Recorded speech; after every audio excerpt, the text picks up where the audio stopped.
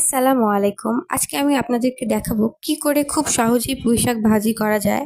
তো আমি এর জন্য এখানে নিয়ে নিয়েছি হাফ কেজি পুঁইশাক। আমি এগুলোকে কেটে নিয়েছি আর নিয়ে নিচ্ছি একটা আস্ত দেশি রসুন। আপনারা দেশি রসুন দিয়ে ভাজি করার চেষ্টা করবেন, এতে কিন্তু টেস্টটা অনেক বেশি আসে।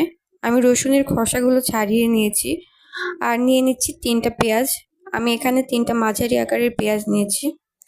পুঁই শাকগুলোকে ধুয়ে নিয়েছি আর পেঁয়াজ আর রসুনগুলোকেও কুচি করে নিয়েছি। এখন আমি গরম তেলে রসুন পেঁয়াজগুলো দিয়ে দিব। অনেকেই আছেন কাঁচা মরিচ দিয়ে ভাজি করেন, তবে পুঁই শাক ভাজিতে যদি আপনি শুকনো মরিচ দেন তবে ভাজি কিন্তু অনেক বেশি টেস্টি হয়। আমি আজকে শুকনো মরিচ দিয়েই এই ভাজিটা করে দেখাচ্ছি, আপনারাও এভাবে ট্রাই করতে পারেন। তো আমি এগুলোকে 3 থেকে 4 মিনিট একটু ভেজে নিচ্ছি লাল হওয়া পর্যন্ত। দেখুন এগুলো লাল হয়ে এসেছে। এখন আমি এখানে ধুয়ে রাখা পুঁই শাকগুলো দিয়ে দিচ্ছি। তো পুঁই শাকগুলোকে একটু নেড়ে চেড়ে নেব আর দিয়ে দিচ্ছি পরিমাণ মতো লবণ আর দিয়ে দিব কিছুটা পানি, যাতে পুঁই শাকগুলো ভালোভাবে সিদ্ধ হয়ে আসে।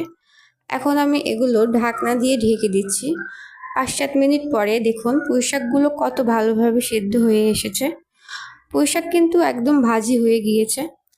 এগুলোকে আমি নামিয়ে নিয়েছি। দেখুন এটা কতটা সুন্দর হয়েছে, খেতেও অনেক মজা হয়েছে। তো কেমন হয়েছে অবশ্যই কমেন্ট করে জানাবেন। অনেক অনেক ভালো থাকবেন। আল্লাহ।